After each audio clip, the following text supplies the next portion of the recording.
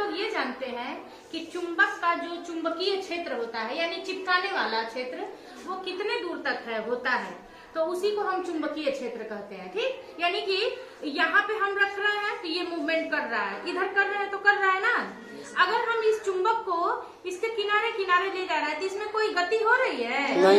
नहीं, यानी कि इसका चुंबक का चुंबकीय क्षेत्र इस यहाँ तक नहीं आया नहीं है ना। जहाँ तक ये चिपका ले रहा है वो उसका चुंबकीय क्षेत्र है। तो आप इसको देखिए और इसके हम किनारे किनारे ले चल रहा है तो कभी कोई गति हो रही है इसमें? यानी यहाँ तक इसका चुंबकीय क्षेत्र नहीं है। अब देखिएगा हम ठीक इसके आसपास ले जा रहे हैं, ये गोला दिख रहा है आपको इसमें? Yes ma'am. गोले के चाहे जिधर भी ले जा रहे हैं तो ये क्या हो रहा है? उधर ही जा रहा है, चुंबकीय क्षेत्र काम कर रहा है। लेकिन यहाँ से हटा के हम यहाँ कर दिए, हिल रहा है? नहीं मैम। नहीं हिला?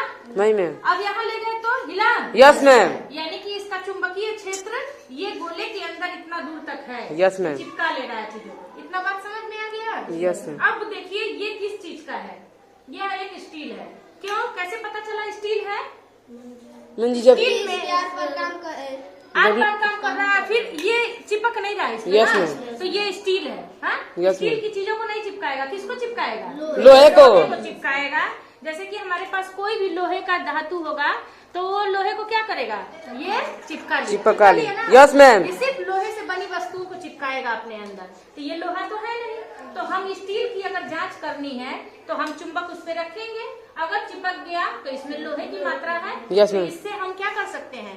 स्टील की जांच भी कर सकते हैं कि कितना इसमें अगर थोड़ा बहुत चिपक रहा है यानी इसमें कुछ मात्रा लोहे का है, और इसमें बिल्कुल नहीं चिपक रहा है तो इसमें कोई स्टील लोहा नहीं है, ये पूरी तरीके से स्टील है। स्टील है।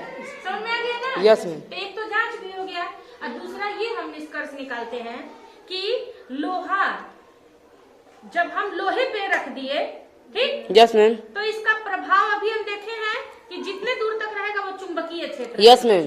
तो यह सिर्फ किसमें हुआ है?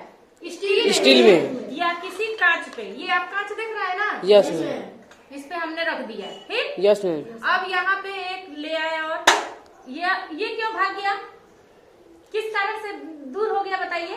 मैम जी जब इसलिए भाग गया है। दोनों सिरे क्या थे? समान थे तो विपरीत दिशा में प्रतिकर्षण होगा, और अगर दोनों विपरीत है तो क्या होगा? आकर्षण ना। तो अब दोनों विपरीत सिरे मिले हुए हैं। Yes ma'am. अब क्या हो रहा है देखिएगा जरा। आकर्षण हो, लेकिन ये कांच है ना? Yes ma'am. कांच के आर पार इसका चुंबकत्व जा रहा है कि नहीं? यस जा रहा है। स्टील में भी जा रहा है कि नहीं? जा रहा है। ठीक, यानी कि चुंबक का चुंबकत्व स्टील, कागज, गत्ते और स्टीललेस चीजों में आर पार जाता है। अब एक और प्रयोग करेंगे कि ये ले रहा है, काफी का कुछ हिस्सा ले रहा है और इस पे रखेंगे, इसको पकड़िए और यहाँ से अब इसको हिलाएंगे। हिल रहा है? Yes ma'am. हिल रहा है कि नहीं? ये हिल रहा है। कि इसका जो चुंबक का प्रभाव है वो कागज में भी आर पार हो रहा है ना? Yes ma'am. और कांच पे भी आर पार हो रहा है और स्टील में भी इसका प्रभाव आर पार हो रहा है। इतना समझ गए इसका यस। प्रभाव? अब हम जाने कि ये लोहा है ना? Yes ma'am. टिन लोहा। अब हम लोहे पे रख दिए। Yes ma'am. अब देखते हैं इसको नचा करके ठीक एकदम सामने रख रहे हैं, इसके कोई अगल बगल नहीं रख रहा है, ठीक है ना? इसके ठीक ऊपर रख रहे हैं। अब क्या ये हिल रहा है? नहीं मैम। क्यों? क्योंकि चुंबक लोहा चिपक गया है। हाँ। और उसका प्रभाव बाहर तक नहीं जा पा रहा है, इसीलिए लोहे के आर पार चुंबक का प्रभाव नहीं जा पा रहा है। यानी अब हम इससे ये जाने हैं कि कुछ चीजें जैसे कि कागज, स्टेनलेस स्टील, कांच की चीजें, प्लास्टिक की चीजें, इसमें आर पार हो जाता है चुंबक का प्रभाव। लेकिन लोहे की चीजों में चुंबक का प्रभाव नहीं बाहर आने पाता है, वो उसी को सोख लेता है। ये यस मैम। बाहर नहीं निकलने देता है। समझ गए हैं सारे बच्चे? Yes ma'am. अब देखिए एक जो चुंबकीय बल रेखा, यह एक काल्पनिक रेखा होती है जो ऐसी आकृति की बनी होती है, ऐसी, ठीक है ना? तो यह एक काल्पनिक रेखा को बनाया गया है जो क्या होता है, यह चुंबकीय बल रेखा कहते हैं। जब किसी चुंबक को आप यहाँ रखते हैं और इसको गति करेंगे, हिलाएंगे, तो आप देखेंगे कि इसमें ऐसी आकृति ही बनेगी। अगर ये थोड़ा बारीक रहता ये लोहा तो इसी तरह का बनता है, ठीक है ना। लेकिन चूंकि ये बहुत मोटा है तो इस वजह से इसमें, लेकिन आप देखिए इसको बारीकी से, आपको कुछ रेखा यस मैम। बन रहा है ऐसा, यस मैम। ऐसा बना हुआ दिखा है ना। यस क्योंकि मैम। ये बहुत मोटा है इस वजह से वैसा नहीं बन पाया है।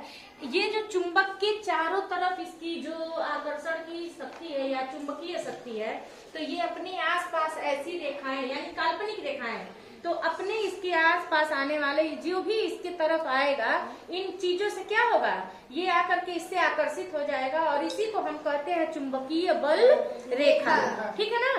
समझ में आ गया सबको।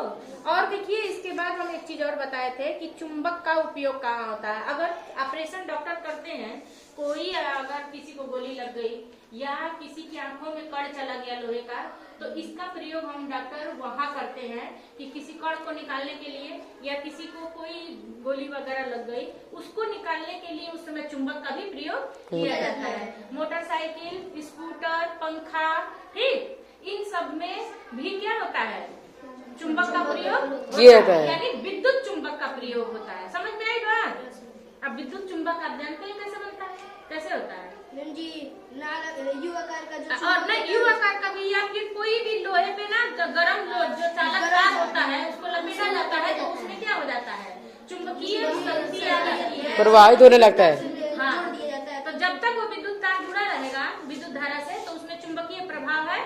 यस और मैम। कट हुआ तो चुंबकीय प्रभाव नहीं है। तो इसे हम विद्युत चुंबक कहते हैं, ठीक। इसी तरह से विद्युत घंटी, घर में डोरबेल लगता है, यस मैम, लगता है। लगता है ना, घंटी बजा दीजिए। Yes ma'am. ये विद्युत चुंबक का है, बिजली का प्लग काम करते हैं, घंटी बज जाती है, बजती है ना। Yes ma'am. और उसी तरह से इसमें टेलीफोन आता है तो हम लोग बात करते हैं, यस रिंग मैम। जो होती है घंटी बजती है, ठीक। पंखा चल रहा है, इसमें भी विद्युत का क्या है, चुंबकीय शक्ति है जो इसको क्या कर रहा है, नचा रहा है, ठीक ना। वॉशिंग मशीन में जो नीचे मोटर लगा रहता यस मैम। है वो भी गोल गोल घूमता है, यह भी क्या है, विद्युत का चुंबकीय प्रभाव के कारण होता है।